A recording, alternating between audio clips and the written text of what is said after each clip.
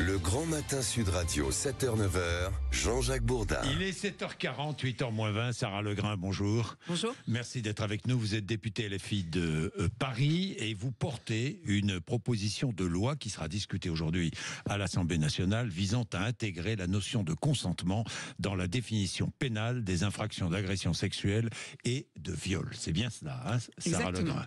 Bien, je vais objecter dans un instant, mais pourquoi ? Pourquoi cette volonté d'inscrire le consentement dans les affaires de viol ? Eh bien, parce que je pense que c'est le sens de l'histoire, que ce serait accomplir l'œuvre de Gisèle Halimi que de finir par inscrire le consentement dans la loi. Aujourd'hui, pour définir les agressions et les sexuelles et les viols, vous devez prouver la violence, la contrainte, la menace ou la surprise. C'est lacunaire, c'est-à-dire que ça signifie que l'absence de consentement n'est pas le cœur de la définition pénale de l'agression sexuelle et du viol, contrairement à ce qui se passe dans beaucoup de pays, y compris récemment. C'est-à-dire qu'il y a des pays qui ont fait ce choix, notamment après la vague MeToo, de mettre le consentement dans leur loi. On a aussi signé des traités internationaux, comme la Convention d'Istanbul, et on a les organismes d'application de ces traités qui nous enjoignent maintenant à faire du consentement le cœur de cette définition. Et en réalité, ça permettrait de clarifier, parce que le consentement, il est partout dans les procédures pénales liées aux agressions sexuelles et au viol, mais il n'est pas défini. Cela peut donner lieu justement à des défenses d'accusés qui vont eux-mêmes définir le consentement comme ils l'entendent. Et surtout, cela ne permet pas forcément de couvrir tous les cas, et tous les cas notamment de vulnérabilité de la victime, avec des effets de sidération, et tous les cas de rapport de domination. Donc c'est l'idée de la rendre plus exhaustive, cette loi, mais aussi plus claire, plus nette, et d'affirmer aussi aux yeux de tous que c'est le consentement qui fait la différence entre la sexualité et la violence. Alors, il y a des débats transpartisans autour de votre proposition de loi. Il y a des personnalités, des femmes politiques de gauche comme Clémentine Autain qui ne sont pas d'accord et qui estiment que d'abord le consentement est un mot ambigu, il concerne l'attitude de la victime et non de l'agresseur. Elle dit le consentement c'est l'adhésion et l'acceptation, n'est-ce pas aussi de la soumission? Ne peut-on pas consentir dans le cadre d'un rapport de force? Un violeur ne peut-il pas obtenir le consentement de sa victime par la force, par, je sais pas, une forme de domination? Bien sûr, mais c'est précisément pour cela qu'il faut le mettre dans la loi et le définir. Moi, je ne propose pas de juste mettre non consenti et de s'en satisfaire. C'est plutôt d'aller explorer justement tous les cas dans lesquels le consentement il peut être extorqué, tous les cas dans lesquels il y a un problème de liberté du consentement. C'est pour ça que je propose qu'on le définisse comme c'est fait dans beaucoup de pays, dans les textes internationaux, comme un consentement qui doit être libre, être éclairé, être spécifique, c'est-à-dire qu'il peut être retiré à tout moment de l'acte sexuel, et surtout un consentement qui ne peut pas être déduit de l'absence de résistance et qui ne peut pas être en fait présent lorsqu'il y a un certain nombre de situations de vulnérabilité. Est-ce que la charge de la preuve ne va pas reposer sur la victime? Alors la charge de la preuve, qu'est-ce que c'est exactement? C'est ce que ça pose les comme femmes question. vont devoir prouver l'absence de consentement. La charge de la preuve, elle est toujours au ministère public qui doit faire la démonstration. Ce qui se passe aujourd'hui, c'est que précisément parce que le consentement il n'est pas défini et parce qu'il n'est pas analysé, je voulais en venir à ça, à l'aune des circonstances environnantes et notamment de toutes les circonstances potentiellement coercitives. Ce qui se passe, c'est que vous avez des auteurs qui peuvent toujours dire, et on le voit même dans le procès Mazan, qui est un procès assez inédit parce qu'il y a beaucoup de preuves, des auteurs qui disent je ne pouvais pas savoir qu'elle n'était pas consentante, je ne me suis pas posé la question. L'idée, c'est de changer de paradigme et d'aller vers les auteurs, vers les personnes mises en cause en disant qu'est-ce que vous avez fait pour vous assurer du consentement? Il y a eu un non. Qu'est-ce que vous avez fait face à ce non? Il y a eu un silence. Qu'est-ce que vous avez fait pour vous assurer que ce silence était un vrai oui consenti et qu'il n'y avait pas de... Et quand il y a un oui, qu'est-ce qui nous montre dans les circonstances que ce oui pouvait être autre chose qu'un oui, qu'elle avait la possibilité de dire non. Et c'est là qu'on a tous les phénomènes, y compris dans les viols conjugaux, y compris dans les relations au travail, tous les phénomènes de domination qu'on peut aller explorer dans les circonstances environnantes. Je vous assure que tous les juristes qui se battent pour faire évoluer la loi dans ce sens, et notamment les magistrats aussi, nous disent... Pas tous, tous les magistrats. Il y a débat au sein même de la magistrature, il y a débat entre les juristes, il y a débat entre les politiques. Je vous citais Clémentine Autain, qui a été malheureusement violée dans son passé et qui, elle, est opposée à votre texte. D'ailleurs, elle votera contre. Et elle dit aussi, ailleurs en Europe, là où le consentement a été inscrit dans la loi, l'impunité n'a pas reculé.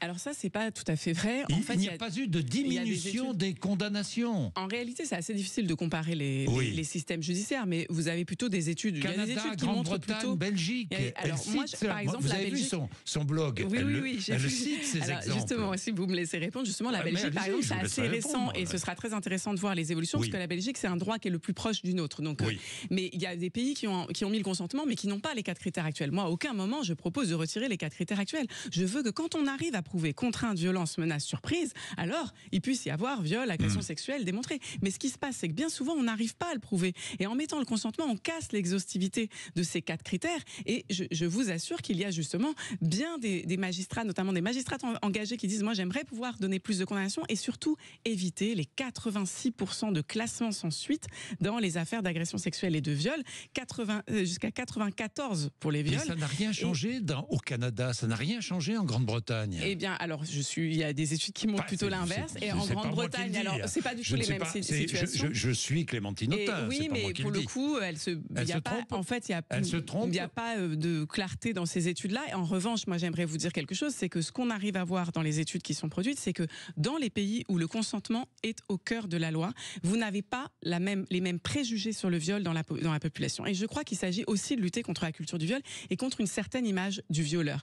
Le violeur est encore considéré comme l'étranger, l'autre qui va vous agresser de façon violente dans la rue, peut-être en utilisant une arme. Et donc, le corollaire de ça, c'est que la bonne victime, c'est celle qui se débat, c'est celle qui va dire non, etc. Or, on voit bien, et là je suis tout à fait d'accord avec Clémentine Autain, c'est que les questions de viol, les questions de violence sexuelle, ils sont liés à des rapports de domination et qu'au contraire, on doit sortir de cette vision du viol associée à de la matérialité de la violence et on doit aller chercher dans le contexte environnant comment en réalité la liberté a été entravée. Et poser la question du consentement, c'est aussi rappeler que les relations sexuelles, elles doivent être fondées aussi sur la volonté. Et je trouve que c'est aussi remettre, non pas aller dans la subjectivité des victimes et remettre l'attention sur elles, mais par contre les reconnaître comme sujet. Alors que je rappelle que la première fois, les premières lois sur le viol, eh bien les femmes le viol était considéré comme une atteinte à la dignité du mari. Donc je trouve que c'est important de remettre le sujet dans la loi.